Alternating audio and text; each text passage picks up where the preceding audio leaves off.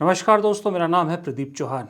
बात समझनी है तो पूरी सुननी होगी। और दोस्तों, वक्त बदलने वाला है। जी हाँ, कांग्रेस का वक्त बदलने वाला है, इसकी झलक मिलनी शुरू हो गई है। क्योंकि एक कहावत आपने सुनी होगी कि तस्वीरें बयां कर रही हैं कि निज़ाम बदलने वाला है।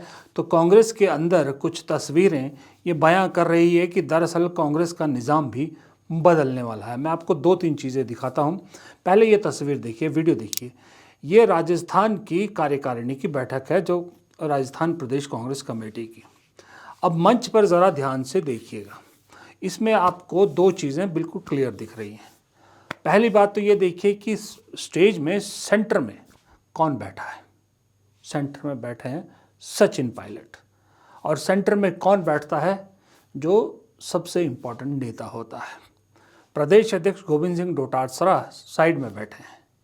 और इसी मंच पर एक शख्सियत है जो गायब है, वो है अशोक गहलोत। तो ये तस्वीर क्या कहती है? ये तस्वीर बता रही है कि राजस्थान में निज़ाम बदल रहा है, राजस्थान कांग्रेस में निज़ाम बदल रहा है। अब कांग्रेस अशोक गहलोत के हाथों से निकलकर युवा जोशीले सचिन पायलट के हाथों में जाने की तैयारी में है।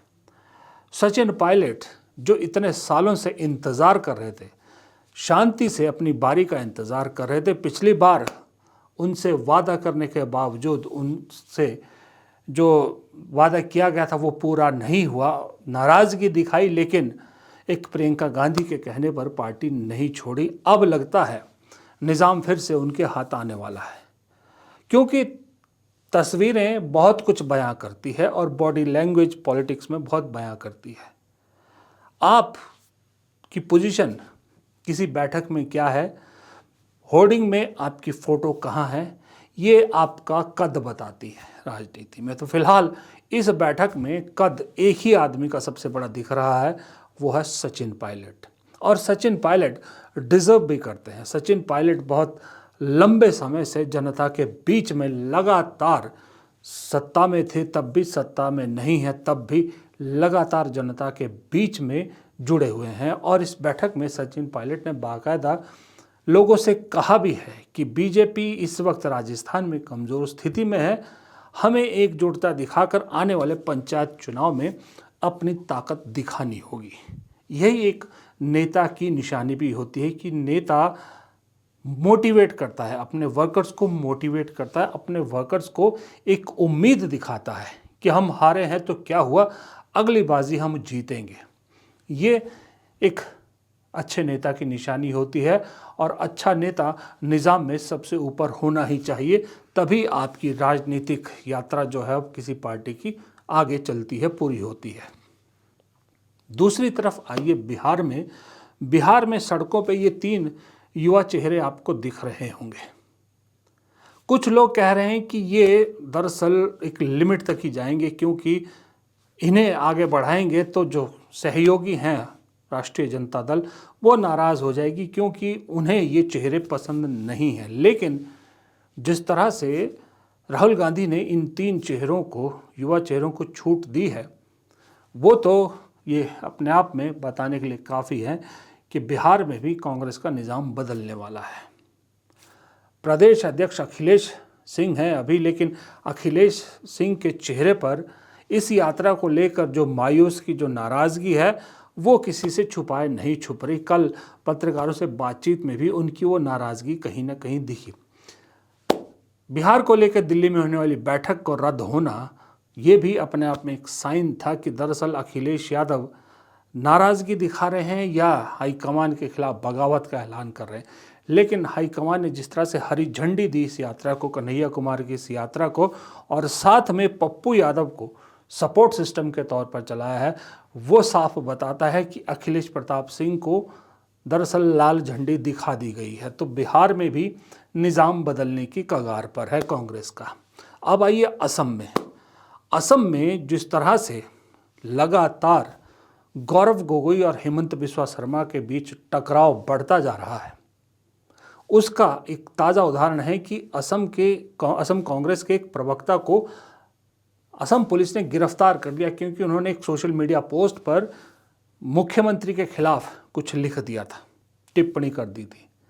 और उस प्रवक्ता को गौरव गोगोई के नज़दीकी माना जाता है। तो गौरव गोगोई वहाँ पर युवा प्रदर्शन में बैठते हैं तो गौरव गोगोई पहुँचते हैं। लेकिन सबसे बड़ी बात है, हेमंता बिस्वा शर्मा जो मुख्यमंत्री है वो वहाँ के प्रदेश अध्यक्ष का कहीं जिक्र नहीं करते, बोरा साहब का कोई जिक्र नहीं करते, लेकिन आए दिन गौरव गोगोई को चैलेंज करते रहते हैं और गौरव गोगोई उनका हर चैलेंज एक्सेप्ट करते हैं। लोकसभा चुनाव में जोरहाट सीट से हेमंता बिस्वा शर्मा ने चैलेंज किया था गौरव गोगोई को चुनाव लड़ने के लिए, गौरव गोगोई ने वो एक्सेप्ट किया।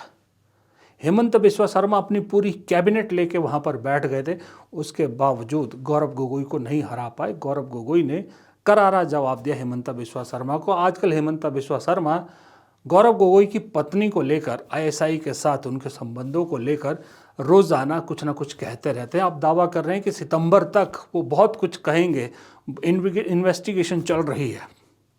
इधर गौरव गोगोई छाती तान के कहते हैं जिसको जो इंक्वायरी करनी कर लीजिए, हम पाक साफ हैं और रहेंगे। लेकिन उल्टा चैलेंज करते हैं कि हेमंता बिस्वा शर्मा अपनी पत्नी की कंपनी पे जो आरोप लग रहे हैं उनकी भी जांच कराए, उनकी भी सच्चाई सामने रखे। गौरव गोगोई जिस तरह से लगातार आजकल असम में एक्टिव है, वहाँ से एक इशारा मिलता है कि गौरव गोगोई को भी कहीं ना कहीं राहुल गांधी ने हरी झंडी दिखा दी है कि आप भी तैयारी कीजिए और अब जाके असम को संभालने का वक्त आ गया है। तो ये तीन बड़े राज्य, बिहार, राजस्थान और असम, यहाँ पर ये तीन युवा चेहरे या युवा चेहरों को जिस तरह से अब फोर फ्रंट पे लाया जा रहा है और जो तस्वीरों में दिख रहा है वो बता रहा है कि और कहीं हो ना हो, लेकिन इन राज्यों में निज़ाम बदलने वाला है। और सुख बुघाट दूसरे राज्यों में भी बहुत हैं। वो राज्य कौन से हैं ये भी मैं आपको बताऊंगा, लेकिन अभी थोड़ा जल्दबाजी है क्योंकि एक बार कहीं से थोड़े से सिग्नल मिल जाए तो बात आगे बढ़ाई जा सकती है। लेकिन इतना ज़रूर है कि निज़ाम बदलने के साथ, कांग्रेस के अंदर का जो निज़ाम है वो बदलने के साथ राज्यों की सरकारों का निज़ाम बदलने के लिए एक पहले कदम के रूप में आप इनको देख सकते हैं। क्योंकि युवा जोश दुनिया की तकदीर बदलने, दुनिया का निज़ाम बदलने की ताकत रखता है। तो फिर ये राज्यों के निज़ाम बदलने में क्या मुश्किलात है। युवा जोश के साथ होश हो और होश के साथ आपकी अपील हो, आपकी लोकप्रियता हो तो चार चांद लग जाते हैं। शायद यही एक वजह है कि जिसकी वजह से तेजस्वी यादव भी कन्हैया कुमार को पसंद नहीं करते, क्योंकि तेजस्वी जानते हैं कि फ़िलहाल बिहार में कि युवा नेता का जो स्पेस है वो उन्होंने घेर रखा है। लेकिन जब बात आती है कन्हैया कुमार की तो वो और चीज़ों में हो ना हो, लेकिन दो तीन चीज़ों में कन्हैया कुमार जो है वो तेजस्वी पर 21 साबित होते हैं। वो है उनका बोलने का स्टाइल, अच्छा भाषण, अच्छी सामाजिक मुद्दों पर पकड़, अच्छी जो है वो प्रेजेंटेशन और अच्छी नॉलेज। इन सब चीज़ों को युवाओं से कनेक्ट करने में कन्हैया कुमार को मदद मिलती है। तेजस्वी यादव यहाँ लैग करते हैं, शायद इसीलिए तेजस्वी यादव उन्हें इतना पसंद नहीं करते। ऊपर से पप्पू यादव अब खुलेआम कह रहे हैं कि नीतीश कुमार और अगर कांग्रेस मिल जाए तो बम बम हो जाए। आप सोचिए, एक पार्टी जो किसी और के साथ गठबंधन में है, चुनाव लड़ने की तैयारी में है, उसका एक नेता, वो नेता जिससे एक इम्पॉर्टेंट जिम्मेदारी दी गई है अनऑफिशियली, वो चैनलों में अगर किसी तीसरे के साथ गठबंधन की संभावनाएं जता रहा है तो इसका मतलब साफ है कि ऊपर से उन्हें भी खुली झंडी है कि राजनीति के लिए जो ज़रूरी है कीजिए, पार्टी के रिवाइवल के लिए जो ज़रूरी है कीजिए, जो संभावनाएं खुलती है सब दरवाजे खोलिए। वक्त आने पर पता लगेगा कि कौन सा दरवाज़ा सही खुला है, कौन सा गलत खुला है। तो ये सारी चीज़ें फ़िलहाल होती दिख रही हैं। और इन बदलाव के बीच में एक चीज़ और ज़रूरी है जानना कि वो ये है कि दिल्ली में बैठे कांग्रेस के जो निज़ामों के ऊपर के निज़ाम हैं वो अपने आसपास बदलाव की कवायद क्या शुरू कर चुके हैं। खबरें तो मिल रही है, खास करके प्रियंका गांधी ने तो बदलाव का दौर अपने आसपास शुरू कर दिया है और उम्मीद है राहुल गांधी भी जल्द शुरू करेंगे। फिलहाल इस छोटे से वीडियो में इतना ही। प्रदीप चौहान को दीजिए इजाज़त। नमस्कार।